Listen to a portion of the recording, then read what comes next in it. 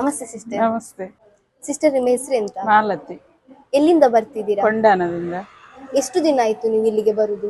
ನಾನು 17 ದಿವಸ ಆಯ್ತು. ನಿಮಗೆ ಇಲ್ಲಿಗೆ ಬರೋಕ್ಕಿಂತ ಮುಂಚೆ ಏನೆಲ್ಲ ಪ್ರಾಬ್ಲಮ್ಸ್ ಇತ್ತು? ನನಗೆ ವೆರಿಕೋಸ್ ಉಂಟು, ಮತ್ತೆ BP, ಶುಗರ್, ಬ್ಯಾಕ್ ಪೇನ್ ಇದೆಲ್ಲ ಇತ್ತು. ಅದಕ್ಕೋಸ್ಕರ ಬಂದ ಥೆರಪಿಗೆ. ಇಲ್ಲಿಗೆ ಬಂದ್ಮೇಲೆ ಯಾವುದೆಲ್ಲ ಸಮಸ್ಯೆ ನಿಮ್ದು ಕ್ಲಿಯರ್ ಆಗ್ತಾ ನನಗೆ ಬಂದಿದೆ? ಶುಗರ್ ನಾರ್ಮಲ್ ಆಯಿತು, BP ಕೂಡ ನಾರ್ಮಲ್ ಆಗಿದೆ, ಮತ್ತೆ ಕೊಲೆಸ್ಟ್ರಾಲ್ ಕಡಿಮೆ ಆಗಿದೆ, ಥೈರಾಯ್ಡ್ ಕೂಡ ಹಾಗೆ ಅದು 1-2 ಪಾಯಿಂಟ್ ಅಷ್ಟು ಕಡಿಮೆ ಆಗಿದೆ, ಮತ್ತೆ ವೆಯ್ಟ್ ಲಾಸ್ ಆಯಿತು. ಈಗ ವೆರಿಕೋಸ್ ಇದ್ದು ಒಂದು 50% ಕಡಿಮೆ ಆಗಿದೆ. ಗ್ಯಾಸ್ಟ್ರಿಕ್ ಇದು ಪ್ರಾಬ್ಲಮ್ ಇತ್ತು, ಅದೀಗ ಒಂದು 70% ಕಡಿಮೆ ಆಗಿದೆ.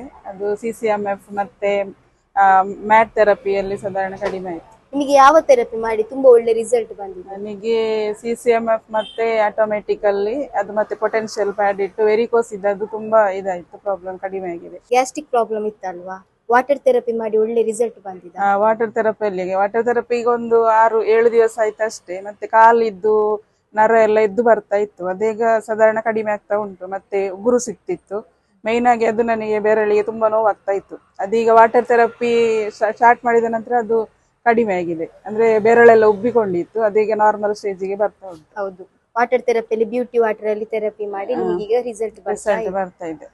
Okay sister, thank you.